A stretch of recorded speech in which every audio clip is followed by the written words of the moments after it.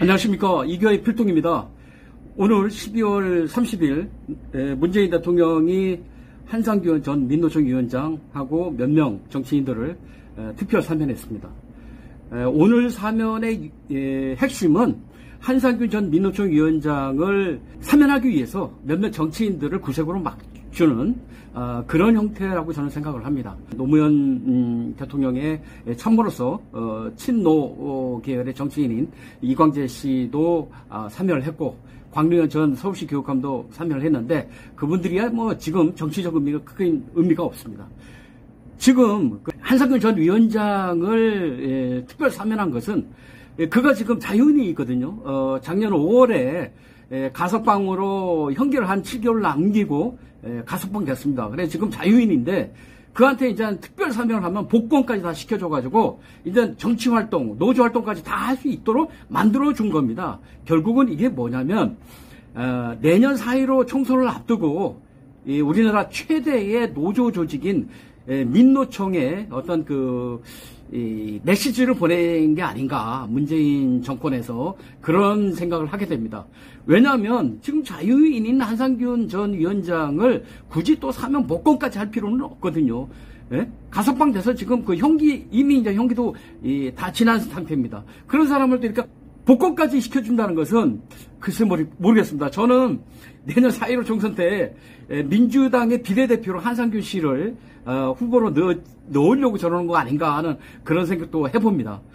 아무튼 지금 오늘 그 특별사면을 보면 문재인 정부와 이 노조, 특히 민노총과의 이 밀월 관계를 정말 새삼스럽게 뼈저리게 느낍니다. 문재인 정부의 노조에 대한 그 구애는 정말 이건 다른 거 다 눈 감고 오로지 민노총만 바라보고 나는 간다 하는 그런 생각을 보는 사람이 갖지 않을 수 없습니다. 왜냐하면 이거 하나 보십시오. 문재인 정부 들어서 특히 최근 1년 동안 민노총의 조합원이 약 지금 한 100만 명 가까이 된다고 합니다. 100만 명. 이 최고 노조 제일 상급기관으로서 민노총에 지금 그 노조원이 약 100만 명이 육박한다고 합니다. 그리고 약 100만 명, 98만 명이 그렇게 되는데요. 근데 이게 26만 명이 1년 동안 늘었습니다. 1년 동안. 그리고 이건 전체 는 비율이 36%가 최근 1년 동안 는 겁니다. 이 노조의 힘이라는 건 노조원의 수에 비례하거든요, 사실은. 물론, 집행부가 어떤 전력으로 투쟁을 하느냐, 여기에도 물론 기여를 많이 작용을 하지만, 가장 큰 것은 노조원 수거든요. 왜냐면 노조원 수는 다 뭐 적게는 한 15,000원, 2만원, 많게는 한 7, 8만원까지 노조 회비를 냅니다. 노조 회비를 내면 그 노조 회비 중에 일정 부분을 상급기관에 지급하기로 돼 있거든요. 그래서 민노총은 지금 재정이 아주 튼튼한 노조가 돼 있습니다. 이렇게 문재인 정부 들어서 민노총이 이렇게 거대화된 데는 문재인 정부의 친노조적인 행보가 결정적으로 작용을 했습니다. 왜냐하면 그 이유가 이 문재인 정부 들어서 전국 공무원 노동조합을 합법화했습니다. 합법화해가지고 그 수많은 사람들이 민노총 산하의 노조로 가입이 이제 다시 복귀되면서 수가 확 늘었습니다. 그리고 또 비정규직을 정규직화하면서 정규직화된 사람들이 노조로 가입을 하니까 뭉터기로 는 겁니다. 그래서 민노총이 지금 노조원이 한 100만 명 가까이 되면서 그 지금까지 제1노조였던 한노총, 한국노총보다 수적으로 늘었습니다. 이러다 보니까 민노총의 힘이 아주 막강해졌습니다.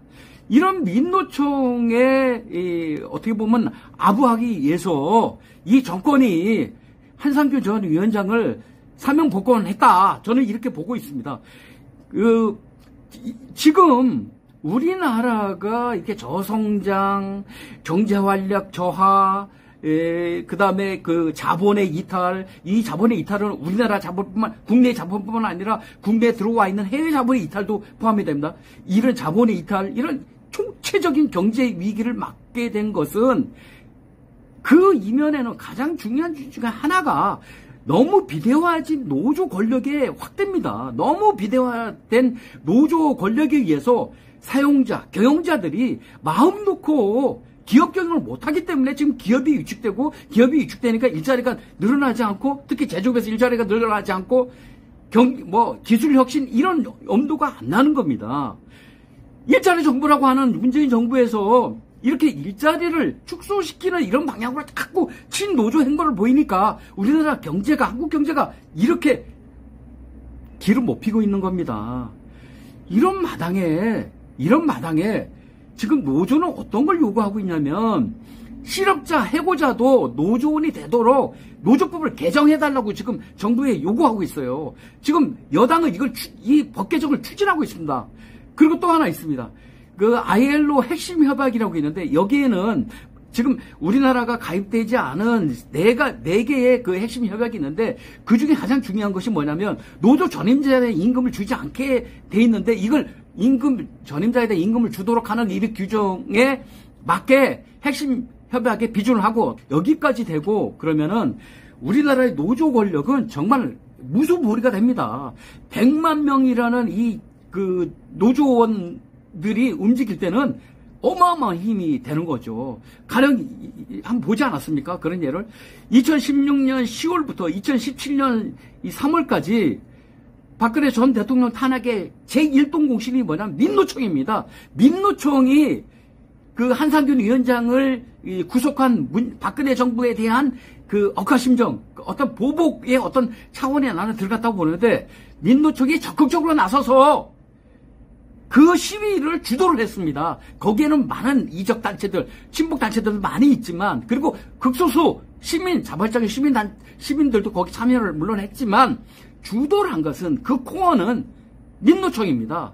그 민노총이 탄핵을 했고, 그 탄핵에 의해서 문재인 정부가 들어섰으니까, 문재인 정부가 민노총에 대한 어떤 봉헌처 안에서 자꾸 이상한 친노 정책을 내놓는 거라고 저는 생각을 합니다.